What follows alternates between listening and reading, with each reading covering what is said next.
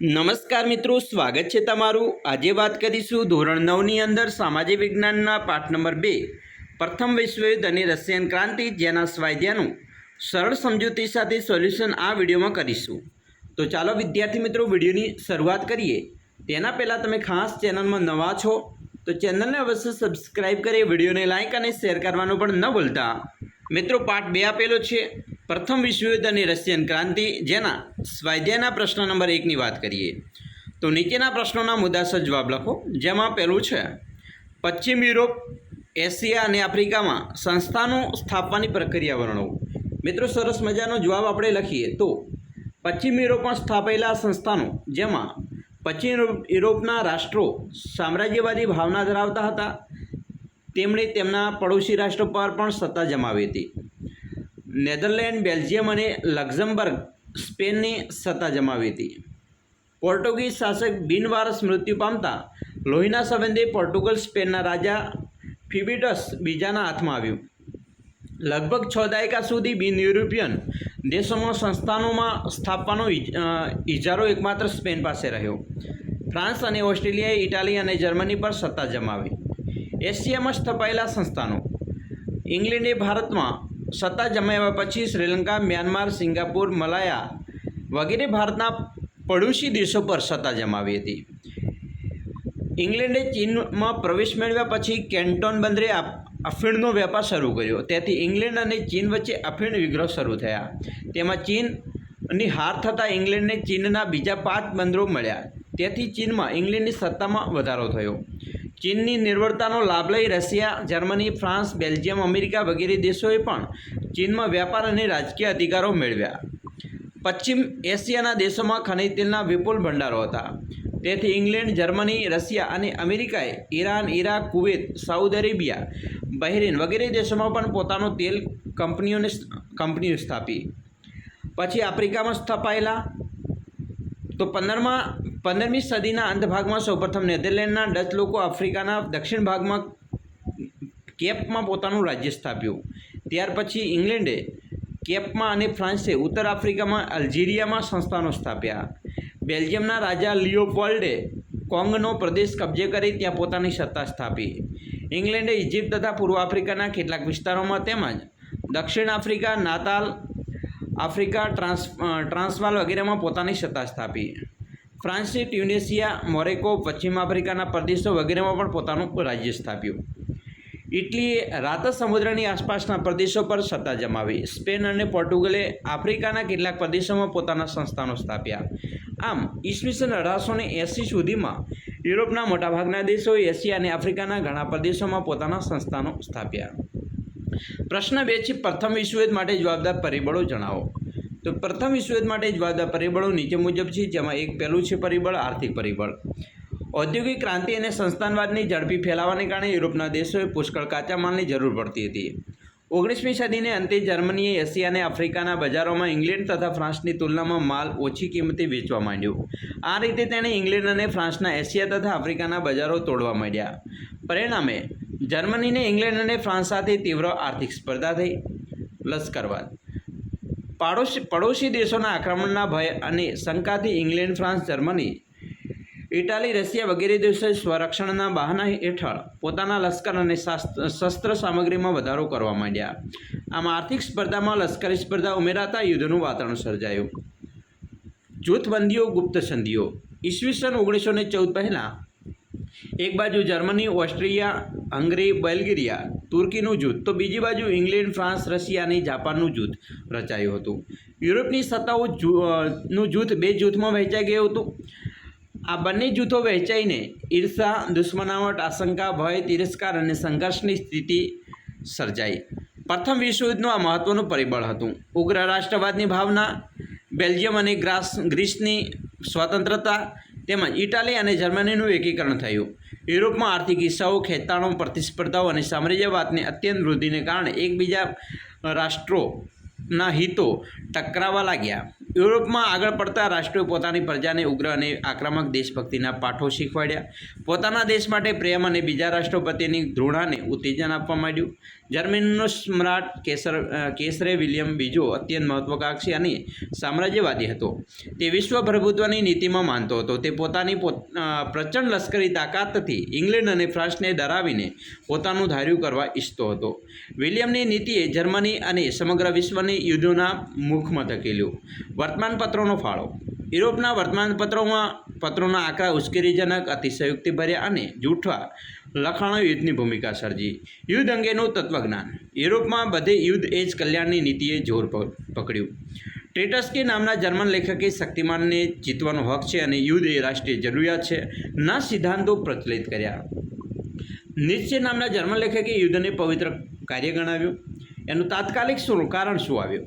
તો ઓસ્ટ્રિયાના રાજકુમાર આર્કડ્યુક ફર્ડિનાન્ડ અને તેના પત્ની બોસ્નિયાની રાજધાની સારાજેવોમાં સર્બિયાની કાળા હાથ નામની ઉગ્ર સંસ્થાનો સભ્યએ ખૂન કર્યું. આ ઘટના પાછળ સર્બિયાનો હાથ હોવાનો ઓસ્ટ્રિયાએ આક્ષેપ મૂક્યો અને 48 કલાકમાં તેના ગુનેગારોને પકડી ઓસ્ટ્રેલિયા સમક્ષ હાજર કરવાનું સર્બિયાને આખરી નામું આપ્યું.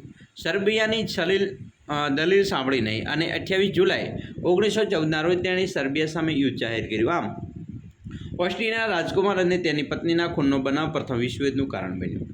ત્રીજો પ્રશ્ન છે પ્રથમ વિશ્વયુદ્ધના પરિણામો લખો. તો મિત્રો 28 જુલાઈ 1914માં શરૂ થયેલા પ્રથમ વિશ્વયુદ્ધનું 11 નવેમ્બર 1918ના રોજ અંત આવ્યો. આ યુદ્ધમાં જર્મનીને ધરી રાષ્ટ્રનો પરાજય થયો અને મિત્ર રાષ્ટ્રનો વિજય થયો.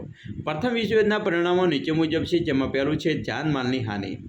જાનમાલની હાનિ મુદ્દા ઉપર મિત્રો આપણે લખવું હોય તો લખી શકાય કે ઇતિહાસવિદ લેક્સના જણાવ્યા પ્રમાણે યુદ્ધમાં 6.5 કરોડ લોકોએ ભાગ લીધો હતો. તેમાં 1 કરોડ લોકો મૃત્યુ પામ્યા હતા, 2 કરોડ લોકો ઘવાયા હતા અને 30 લાખ લોકો કાયમી અપંગ બન્યા.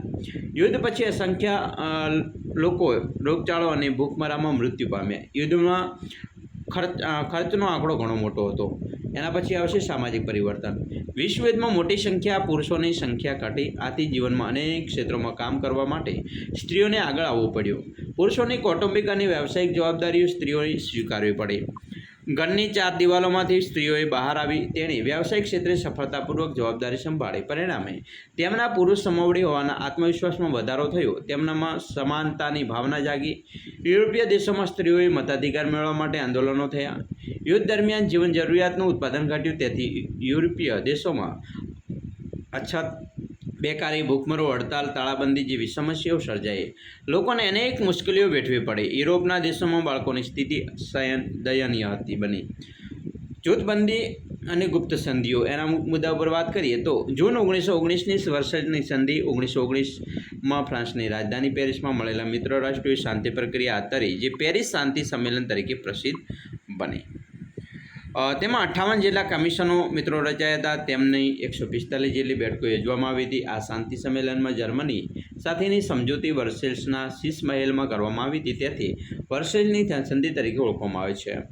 અંતિમ મિત્ર રાષ્ટ્રોએ હારેલા રાષ્ટ્રો પર જૂન 1919માં વર્સેલ્સની સંધિ લાદી. આ સંધિમાં 4 પ્રકારની જોગવાઈ કરવામાં આવી હતી, જેમાં 1 પ્રાદેશિક વ્યવસ્થા, 2 લશ્કરમાં ઘટાડો, 3 નિઃશસ્ત્રીકરણ, 3 યુદ્ધમાં વળતરના હપ્તાની ગોઠવણી અને યુદ્ધદંડ તથા 4 અન્ય જોગવાઈઓ. વર્સેલ્સની સંધિમાં અમેરિકાના પ્રમુખ વુડરો વિલ્સને, બ્રિટિશ વડાપ્રધાન લોર્ડ જ્યોર્જ અને ફ્રાન્સના બધા ક્લેમેન્સએ મહત્વની કામગીરી મિત્રો કરી હતી. પ્રથમ વિશ્વયુદ્ધ માટે જર્મનીની જવાબદારી ગણીને તેના પર 6.5 અબજ પાઉન્ડનું યુદ્ધ લાદવામાં પણ આવ્યું હતું. ફ્રાન્સે જર્મનીનો રૂહર પ્રાંત પડાવી દીધો. જર્મનીની રાહાઈ નદી આંતરરાષ્ટ્રીય જળમાર્ગ માટે ખુલ્લી મૂકવામાં આવી હતી. ફ્રાન્સની સરહદે આવેલા રાહાઈન પ્રદેશમાં કિલ્લેબંધી કરવાની મનાઈ ફરમાવવામાં આવી હતી. બરાબર. તો મિત્રો આવા મુદ્દા છે તમે આ પ્રશ્ન વિશે લખી શકો છો. સરસ મજાનો મિત્રો પ્રશ્ન આપણે એનું સોલ્યુશન જોયું. આગળ જોઈશું પ્રશ્ન મિત્રો 2 છે, ટૂંકનો લખો, જેમાં એક છે રશિયન ક્રાંતિ. રશિયન ક્રાંતિ વિશે જોઈએ તો મુદ્દાસર પહેલો છે મુદ્દો ઈસવીસન 1917ની રશિયન ક્રાંતિ વિશ્વના ઇતિહાસની એક મહત્વની ઘટના ગણાય છે. બીજો મુદ્દો છે રશિયાના 4 રાજાઓ આપખુદ હતા. તેઓ નિરંકુશ સત્તાઓ ભોગવતા હતા. જારના શાસનમાં પ્રજાને કોઈ અધિકાર નહોતો. રશિયાની પ્રજા જારશાહીના દમન નીચે કચડાતી હતી. જાર રાજાઓ એટલા બધા કઠોર હતા કે જે કોઈ વ્યક્તિ અધિકારની માગણી કરે તો તેની પર અત્યાચાર ગુજારવામાં આવતો અથવા તેની કાતિલ ઠંડી ધરાવતા સાઇબેરિયામાં ધકેલી દેવામાં આવતો હતો. આમ રશિયાની આપખુદ, નિરંકુશ અને અત્યાચારી જારશાહી દ્વારા પ્રજાને દુઃખ, ગરીબાઈ અને યાતના જ મળી હતી.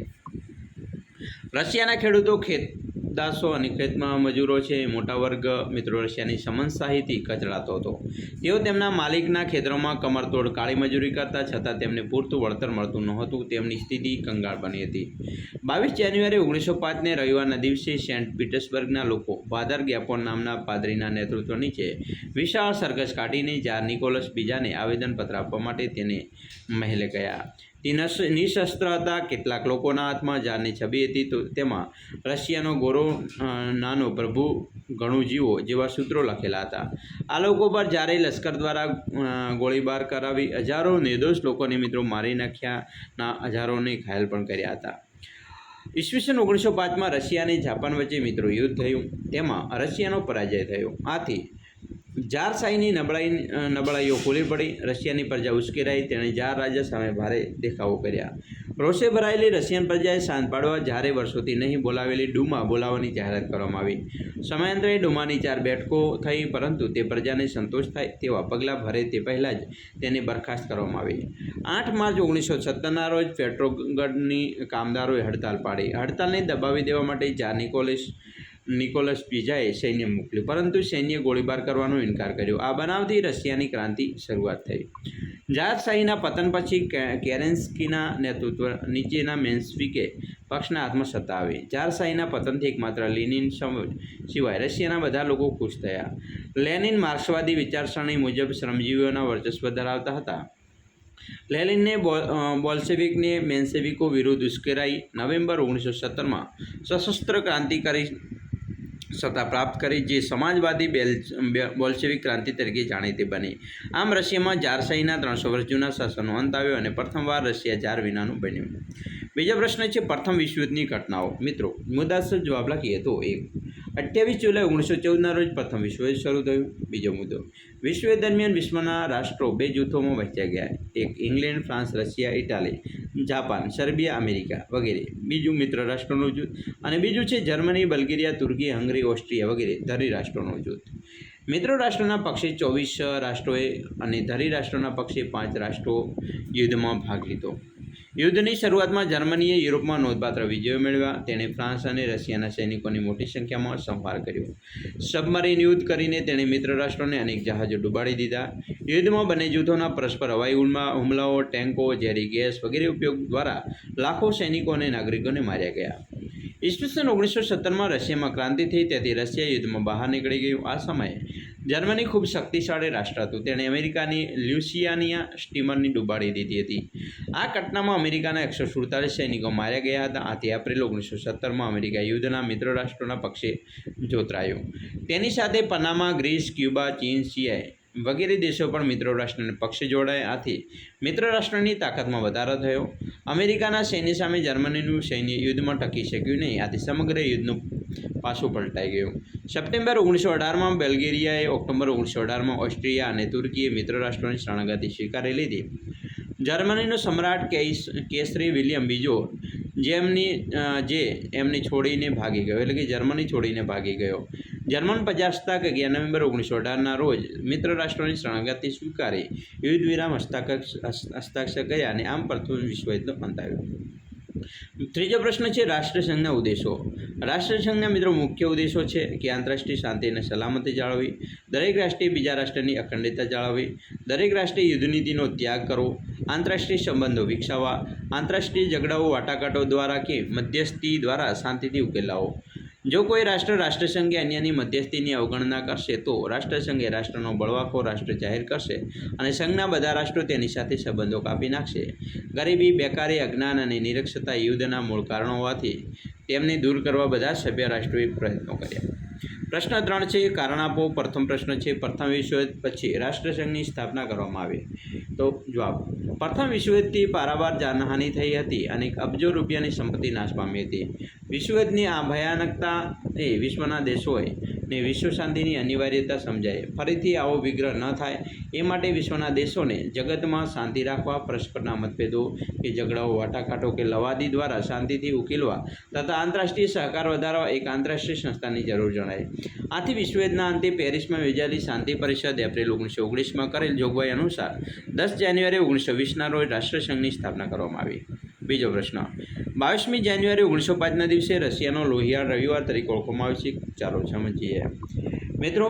22 જાન્યુઆરી 1905ના રવિવારના દિવસે ફાધર ગ્યાપોન નામના એક પાદરીના નેતૃત્વની નીચે એક વિશાળ લોકોનું સરઘસ ચાર નિકોલસ બીજાને આવેદનપત્ર આપવા તેના મહેલ ગયું હતું. બધા લોકો નિશસ્ત્ર હતા. આ લોકો પર જારે લશ્કર દ્વારા ગોળીબાર કરાવી હજારો નિર્દોષ લોકોને મારી નાખ્યા અને હજારોને ઘાયલ કર્યા. સેન્ટ પીટર્સબર્ગના જારના મહેલ ગાગળનો બરફ લોહીથી રશિયાનો લોહિયાળ રવિવાર તરીકે ઓળખાય છે. એના પછી મિત્રો પ્રશ્ન 4 છે, વિકલ્પો છે. પહેલો પ્રશ્ન છે, પ્રથમ વિશ્વયુદ્ધના બીજા કઈ સંધિમાં રોપાયા હતા? તો મિત્રો પ્રથમ વિશ્વયુદ્ધના બીજ છે એ ફ્રેન્કફર્ટની સંધિમાં રોપાયા. બીજો, પ્રથમ વિશ્વયુદ્ધના અંતે કઈ સંધિ કરવામાં આવી? તો વર્સેલની સંધિ કરવામાં આવી.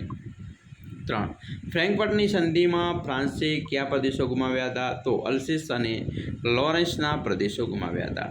તો વિદ્યાર્થી મિત્રો, આવી રીતે તમે પણ તમારા જે મિત્રો સ્વાધ્યાયનું સોલ્યુશન છે એ દરેક પાઠનું કરી શકો છો. આપણે દરેક પાઠનું મિત્રો સ્વાધ્યાયનું સોલ્યુશન મિત્રો આપણી ચેનલ અંદર મૂકી રહ્યા છે. તો ઝડપથી આપણી ચેનલને સબસ્ક્રાઈબ કરી વિડીયોને લાઇક અને શેર કરવાનું પણ ન ભૂલતા.